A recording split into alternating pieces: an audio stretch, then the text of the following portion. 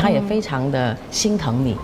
那在你这个部分，你为他做了一些什么？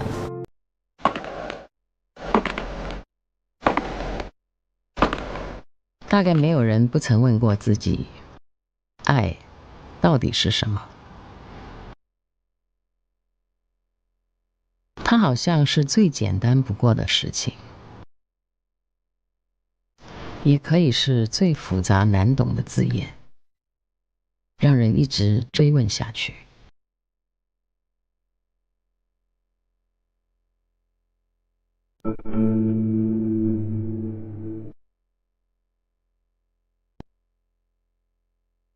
如果爱有真谛，谁会知道它的答案？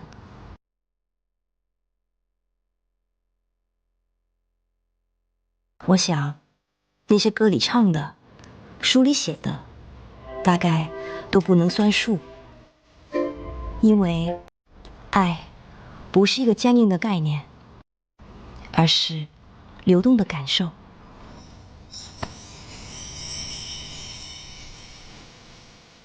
本节目是由高级定制传世翡翠的翡悦会特约播出。今天很开心，请到杏儿来我们对照机跟我们聊聊天。我很荣幸，谢谢你，谢谢你。因为我看了《演员请就位》，对不对？演员请就位，你的演出我每一次都看。哦，你可以演得这么好哎！你什么时候开始你觉得你会演戏？我真的不知道我什么时候开始觉得自己会演戏，但是如果说享受的话，我觉得肯定还是会在 TVB 那段时间，就是自己拍完一场戏，完成的很完美，对白说得好，然后节奏很对的时候，我自己会很开心，心脏要蹦出来的那种感觉。对对对，就是我觉得哇，这个真的是很爽的那种感觉。所以你是天生的演员，你觉得你是？我不敢说，我觉得其实很多人都能够做演员。不是哦，不是吗？我觉得演员还是要有天赋，当然通过你后天的努力，你还是可以成为一个很伟大的演员。但是我觉得还是要有先天的条件，就你具备先天的条件，然后再加上你的努力，那你肯定是一个很了不起的演员。那你平常都会观察身边的一些人啊、事啊？会的。很敏感对这些东西。其实我自己算是一个挺感性的人吧，就是我能够把这些环境的感觉啊、感受啊，给到自己一些刺激，就能够幻想自己真的是那个人物，所以入戏就会比较快。而且我觉得也是以前在公司的一个训练嘛，因为你要很快在短时间里面入戏，所以无线其实是蛮好的一个摇篮哦，它给我们很多演出的机会跟训练，对不对？当时嘉玲姐，你的那个拍摄的环境是怎么样的？像不像我们那个时候？其实是一样的。我们那个时候还很年轻了，每个人大概都是17、18岁，然后毕业出来就不停地拍，不停地拍。其实也没有学到很多真正的演绎的那些知识。就完全是靠在无线的那些训练。TVB 是你第一份工吗？就是你读书的时候，你很清楚自己很喜欢演戏。也不是，命运的安排也是挺特别的吧。我绝对不是说从小就幻想自己是一个演员啊、明星，完全没有。因为我在大学的时候，刚刚就在 TVB 隔壁的那个大学，就是科技大学。我上了大学1年级，当时有一个同学是我的室友，突然间有一天就跟我说，我希望去参加港姐，你能不能陪我？都是这样的故事，对，就是这样子。然后我就很惊讶，其实我没想过她会有这样的想法，因为她也算是挺乖的那种女生。然后当时我是有在学校就 drama club 玩而已的那种，但我觉得演戏也挺好玩的，是，起码我是不太害羞的，我完全不是说那种，你还是有那种表演的欲望的，对，或者是我也是挺 enjoy 的，仅此而已。你比我小很多啊，40多岁的女演员，你觉得会有一些所谓的危机感吗？一定会，这肯定是一个我必须要面对的状况。对，我觉得我已经在面对了，我其实是你很坦诚的去接受，很坦诚，很接受。是，我觉得只要我是喜欢演戏，我热爱这个工作，我不应该说是去想太多其他那些一个演员不应该想的东西。比如说我是不是主角啊？我其实从《演员请就位》这个节目也学到很多。我觉得我就是一个演员，我什么角色我都应该能演。我看你演《亲爱的》里面，真是完全颠覆了这么美的一个形象，就你是可以接受的。我完全接受，我那时候增肥了嘛，都已经增过肥了。对的，对的，他已经为角色牺牲过。哇，你看看我女儿多有福气啊！那个男人娶了你，一辈子好运。你那个时候增了多少磅啊？我增了40多磅。跟你怀孕差不多。怀孕是这里大啊，但是我当时是整个人都像穿了一件戏服吧，就那种肥的那种。当时那个梁家树先生他是我的伯乐啊，他当时就跟我说：“先生没事，就增20磅就好了。”然后我增完20磅，我回去跟 Tommy， 你看看我增了20磅，你看到我胖了吗？然后没看出来，没有胖。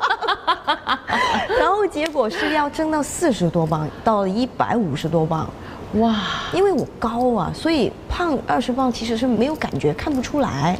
你会不会担心减不回来呢？我不担心减不回来，增肥真的是很痛苦的一件事。哦，增肥反而是痛苦的，减肥对你来说很简单。哇，这个真的是凡尔赛吗？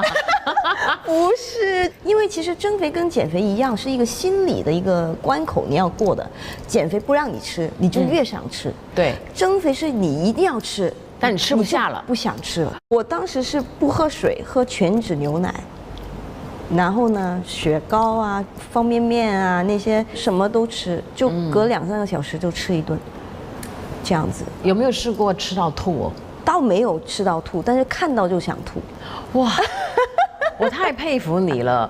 然后你在多长的一段时间？2个多月吧，就减回来了。减是差不多2个月。增是因为头1个月的时候，因为我不能让别人看到我的成绩嘛，就不能先曝光嘛。啊，我就在家里躲起来，就每天都是吃和睡，就养猪一样。这样子，我还记得我有一天我的助理来找我，我也差不多1个月没看见他，然后他哇，你是这发生什么事情？他吓到了。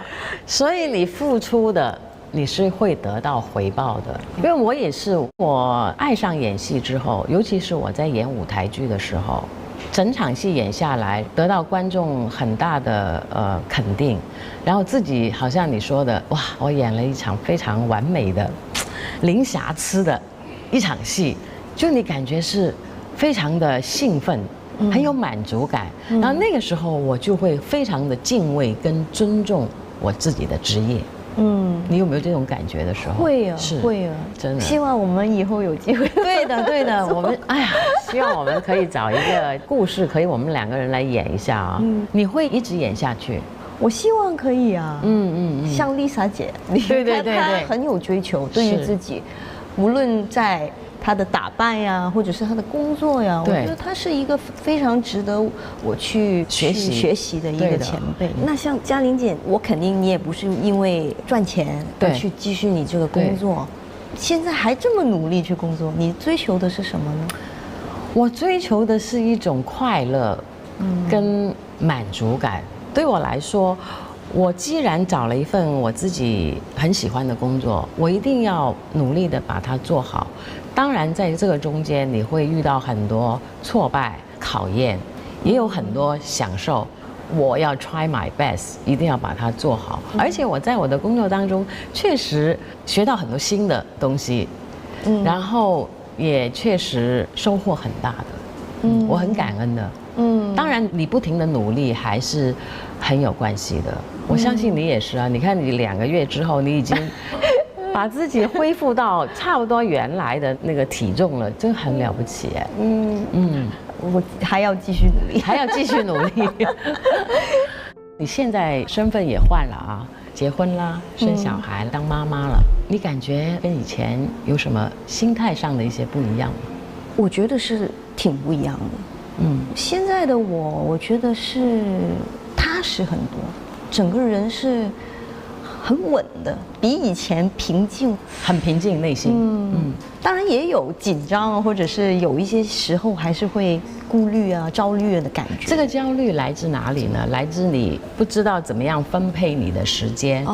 我尽力而为。我觉得每一次别人问我你是怎么去平衡你的工作、你的家庭，每一次我都是说我其实是不容易，我只能够尽力而为。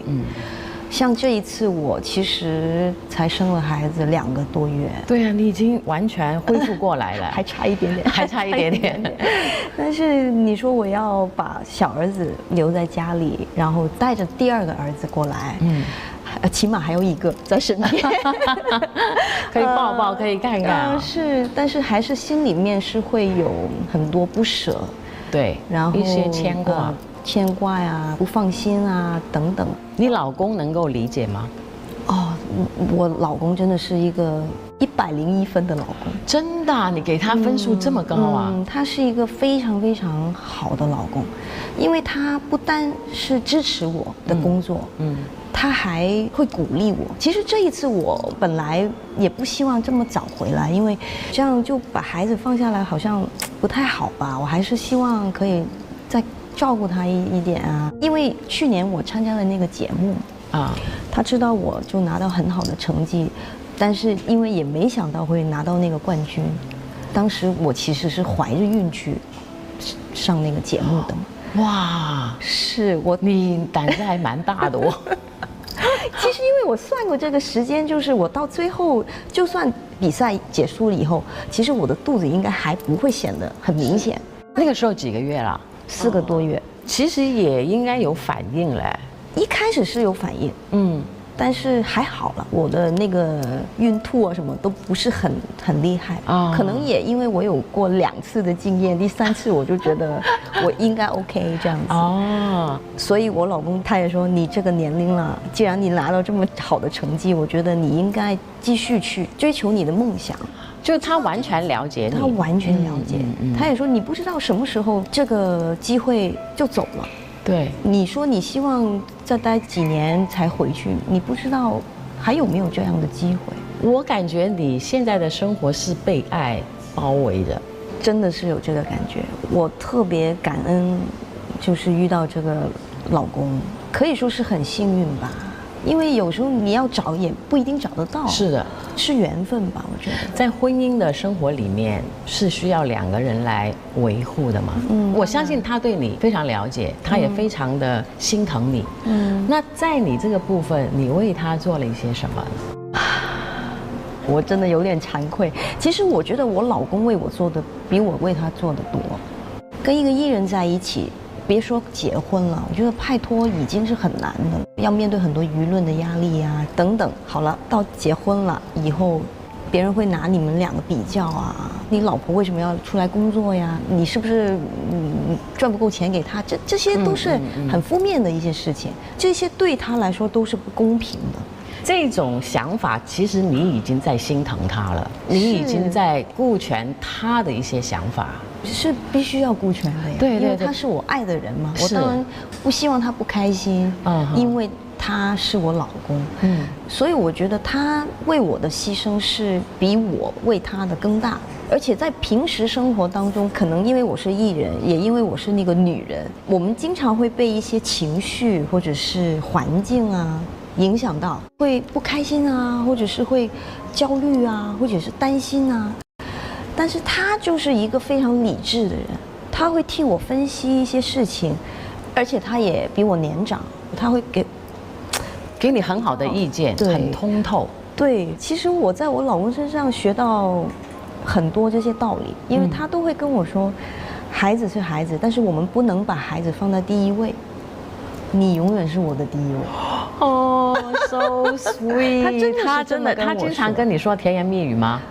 也不是说甜言蜜语，我觉得是一些道理，但是很甜的道理。如果说人生有没有遗憾，我会觉得我认识我老公太晚了，这也是一种遗憾，对不对？是啊，因为我是37、8岁才生了第1个孩子嘛，他当时就44、43了。我觉得时间不够用，这是一个很大的遗憾。当然这个也没有办法，因为这个是回不去的嘛。对，最老土的还是那一句，就是在对的时间遇到对的人。对，这是很老土，但是确实是很重要。就你以前可能你的眼泪都是流光了，所以现在要给你一些蜜糖来回馈你一下。我也不知道，其实可能女生在每一个年龄段的时候，你经历过一些事情，你肯定是有一些对你的人生是有一些帮助的。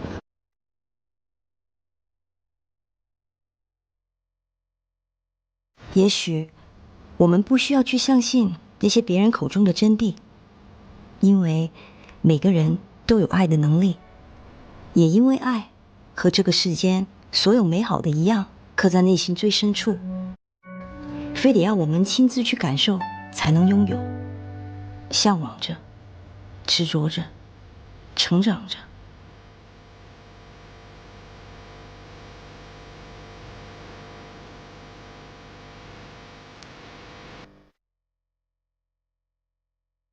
爱总是有这样的力量，能让人对它一边疑惑不解，一边坚信不疑。我相信这一定不会是我和信儿最后一次问自己这个问题。我们会在对爱的追问里，接近那个最好的自己。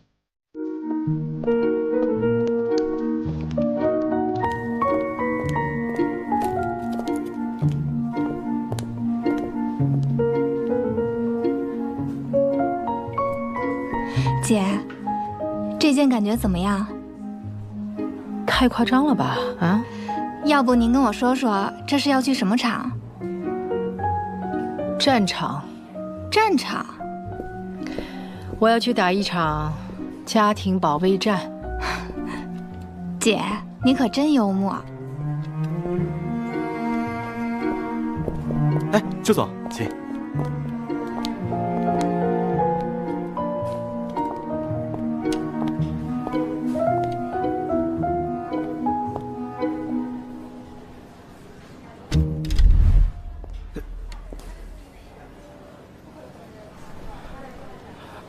我想是这一件。哎呀，邱总不好意思啊，这个款式啊，店里每个号只来了一件 ，M 号正好在这位女士手里。姐，这件不打折。就一件 M 号啊？啊？来，我试一下。好，让他试吧，不一定合身。哎，要不这边看看我们的新款。一只拇指 M 号吹到了啊！哎，姐，你知道吗？这位邱总挺传奇一个女人。进来讲，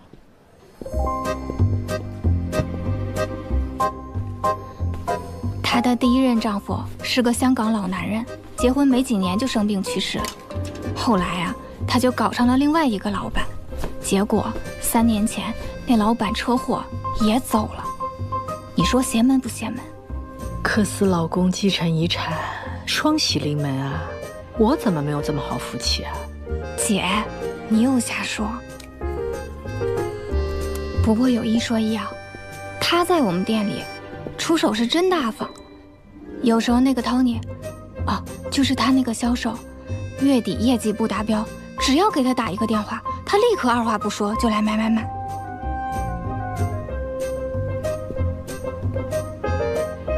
哎呦，邱总，这双在您脚上真的非常好看，这是我们当地的新款，而且是全小样皮的，包裹性特别好，很舒服的。这件确实很衬你，要不就这件。哎，好，来，我来吧。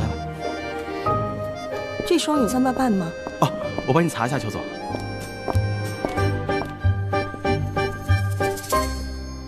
君子不夺人所爱，这件衣服您来试吧。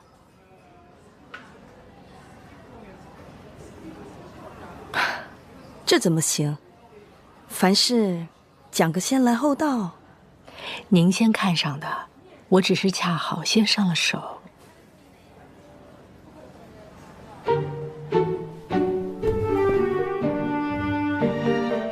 那我就不客气了。一看就知道您更适合这件衣服。谢谢。来，邱总，那边试衣间，我带您去。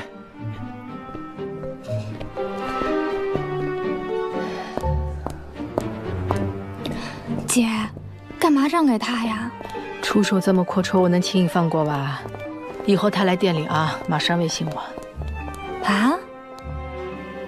只要3次偶遇，我就能让他闭着眼睛跟我买保险。哎，要不就这件吧。您刚才不说太夸张了吗？战袍嘛，夸张一点也是对的。要不怎么能让对手害怕呢？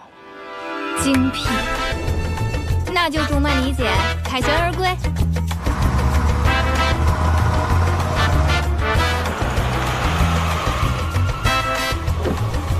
你好，我车停哪儿？你好，女士，这里没有车位的，请移步到前面。好，谢谢。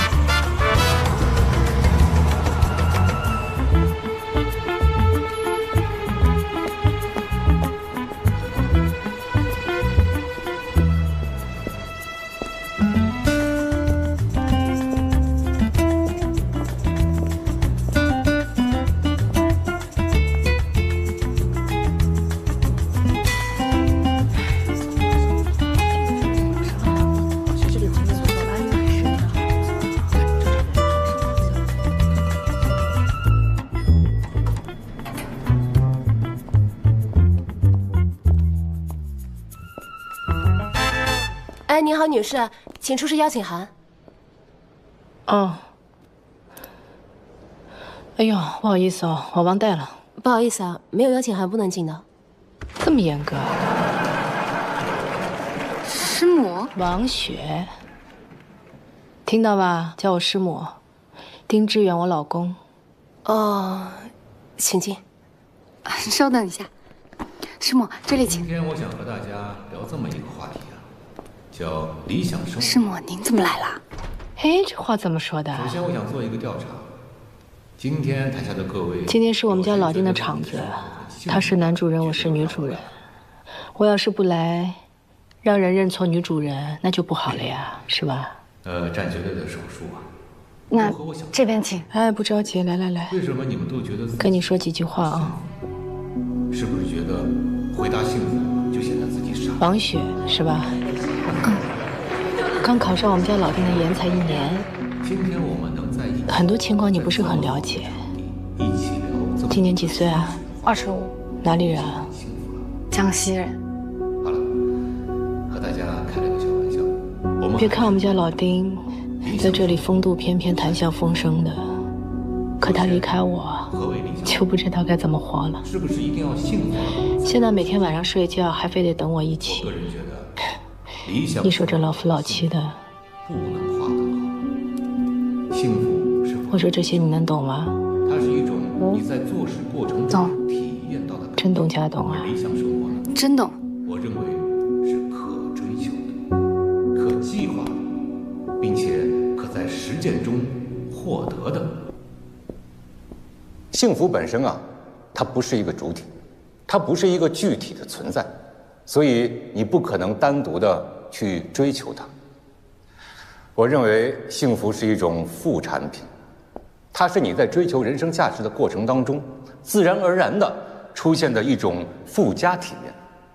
所以你不要去追求幸福，你要做的